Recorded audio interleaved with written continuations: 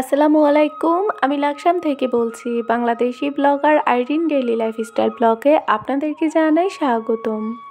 কাছে এবং দূরে, দেশ এবং দেশের বাহিরে যে যেখান থেকে আমার আজকের ভিডিওটি দেখছেন, আশা করছি আল্লাহর রহমতে সকলেই ভালো আছেন। আমরা আলহামদুলিল্লাহ ভালো আছি। প্রতিদিনের মতো করে আজও নিত্য নতুন একটি ব্লগ নিয়ে আপনাদের মাঝে হাজির হয়েছি। আশা করছি আমার আজকের ব্লগটি আপনাদের কাছে ভালো লাগবে, তাই পুরো ভিডিওটি না টেনে দেখে যাওয়ার জন্য অনুরোধ করছি প্লিজ। বেশ কিছুদিন পর আপনাদের মাঝে একটা ভিডিও নিয়ে এসেছি। আশা করছি আপনাদের কাছে আমার আজকের ভিডিওটা ভালো লাগবে। তো যখন আমি গ্রামের বাড়িতে এসেছিলাম তখন মোটামুটি অনেকটাই অসুস্থ ছিলাম। এখন আলহামদুলিল্লাহ অনেকটাই সুস্থ আছি। তো ইনশাল্লাহ এখন থেকে আবারও চেষ্টা করব আপনাদের সাথে রেগুলার হওয়ার জন্য। আমার অনেক আপু বলছে আমি নাকি তাদেরকে ভুলে গিয়েছি, তাদের চ্যানেলে যাচ্ছি না, তাদের ভিডিও দেখছি না। আসলে আপুরা আপনারা নিজেরাই খেয়াল করছেন কি না জানি না। আমি নিজেও কিন্তু তেমন কোনো কন্টেন্ট আপনাদের মাঝে সময় মতো শেয়ার করতে পারছি না। গ্রামে আসার পর এত বেশি ব্যস্ত হয়ে পড়েছি যা বলার বাহিরে। তবে ইনশাল্লাহ এখন থেকে আবারও চেষ্টা করব আপনাদেরকে সময় দেওয়ার জন্য। তো এখানে এই তো আমার শ্বশুরবাড়িতে যে কত গাছ সেটা হয়তো আপনারা অলরেডি এতক্ষণে বুঝতে পেরেছেন। আমার শ্বশুরবাড়িতে সবচাইতে বেশি হচ্ছে বাঁশ গাছ। আর এখানে অলরেডি পুকুরে আমার দেবর সাথে হচ্ছে আইনের বাবা, ওরা সবাই মিলে মাছ ধরতে নেমেছে। যেহেতু এখন ঈদের সময় সবাই গ্রামের বাড়িতে এসেছে, তো সবাই মিলে একটু টুকটাক মজা করছে এই আর কি। তো ওরা সবাই তো পুকুরে নেমে গিয়েছে, কিন্তু বালতি রাখার জন্য কাউকে পাচ্ছে না। তো তাই বালতিটা নিয়ে আমি দাঁড়িয়ে আছি, আর সাথে হচ্ছে আয়ান। আয়ান তো মাছ দেখে খুব মজা পাচ্ছে, দেখেই বুঝতে পারছেন। কখনো ভয় পাচ্ছে, কখনো আবার নিজে গিয়ে মজা করছে। তো গেঞ্জিতে বারবার ময়লা পড়ছে সেটাও আবার দেখছে। তো আমি বলছি ঠিক আছে, তুমি গ্রামে এসেছো, নিজের মতো করে একটু সব কিছু দেখো, বোঝো। আসলে শহরের বাচ্চারা তো সবসময় এই সকল জিনিসগুলো কাছ থেকে দেখতে পায় না।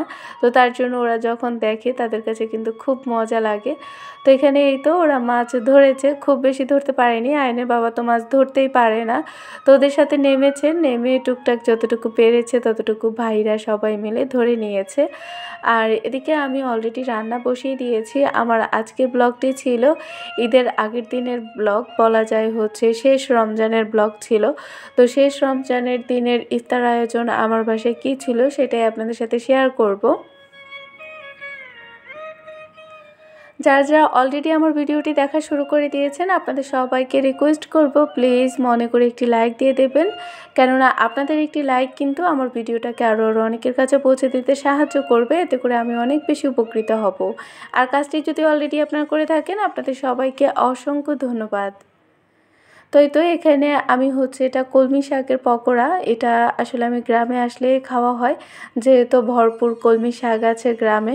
ফ্রেশ কলমি শাক দিয়ে আমি এই পকোড়াটা করেছি। মোটামুটি এটাতে আমি যেটা ব্যবহার করি সেটা হচ্ছে বেসন, পেঁয়াজ কুচি, কাঁচামরিচ কুচি, সাথে একটু আদা রসুন বাটা, আর হচ্ছে কলমি শাকটাকে একদম কুচি কুচি করে নিয়েছি। পরিমাণ মতো লবণ, হলুদের গুঁড়া দিয়ে, অল্প পরিমাণে একটু আদা রসুন বাটা দিয়ে আমি ভালো করে এটাকে মাখিয়ে নিয়েছি।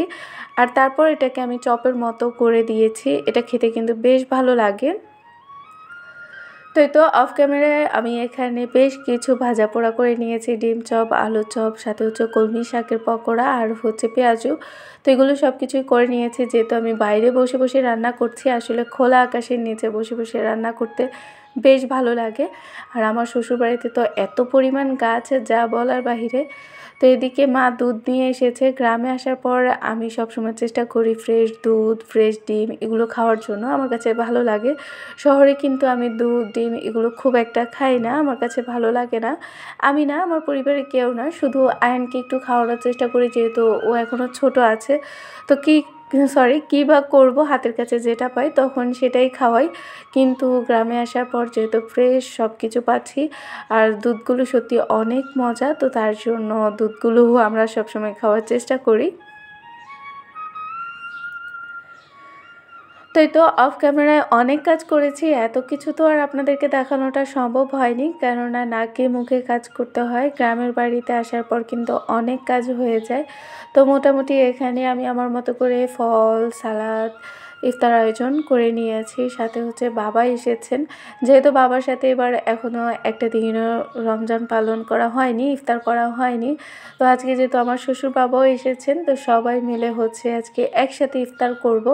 আলহামদুলিল্লাহ, আল্লাহ যে আমাদের সবাইকে আরও একটা রমজানে একসাথে বসে ইফতার করার সুযোগ করে দিয়েছেন, তার জন্য আল্লাহর দরবারে লাখ লাখ শুকরিয়া আদায় করি। এভাবে যাতে করে আরও অনেকগুলো বছর আমরা সবাই একসাথে রমজান পালন করতে পারি, সেই তৌফিক যাতে করে আল্লাহ আমাদের সবাইকে দেন, সেই কথাটাই বলবো। সব সময় আসলে এই কথাটাই বলি। 30টা দিন রোজা রেখেছি, আলহামদুলিল্লাহ সুন্দরভাবে কাটিয়ে নিয়েছি সবগুলো রোজা। সামনের দিনগুলোও যাতে করে এভাবেই আমাদের কেটে যায়। তো এই তো আজকের ইফতার আয়োজনে আসলে আমাদের বাসায় কারো 7 আপ পছন্দ, কারো কোক পছন্দ, কারো জুস পছন্দ। তো বাবা আসার সময় জিজ্ঞেস করেছিল যে কে কী খেতে চায়। তো বাসায় মোটামুটি সব কিছুই ছিল। তো বাবাকে বললাম যে বেশি কিছু আনার দরকার নেই, নর্মালি ঠান্ডা কিছু নিয়ে আসলেই হবে। আর বাবা সবার পছন্দের কথা মাথায় রেখে সবার জন্য সবার মতো করেই নিয়ে এসেছে। আসলে বাবারা এমনই হয়, তাই না? বাবারা একটা সময় দেখা যায় যে মাথার উপর বটগাছের ছায়ার মতো ছায়া দিয়ে যায়। যার বাবা হারিয়ে গিয়েছে সে অন্তত এই বিষয়গুলো খুব ভালো বোঝে। আমার জানা মতো আমার অনেক আপু আমার ভিডিও দেখেন যাদের বাবা নেই। তো তাদের সবার বাবার জন্য আমি অনেক অনেক দোয়া রাখছি, আল্লাহ যাতে করে ওনাদেরকে ওই দুনিয়াতে ভালো রাখেন। এর সাথে যাদের বাবা এখন ওই দুনিয়াতে আছেন, আল্লাহ যাতে করে তাদেরকে অনেক অনেক হায়াত দারাজ করেন। কেননা বাবা মা পৃথিবীতে থাকলে সন্তানের আর কিছুই লাগে না।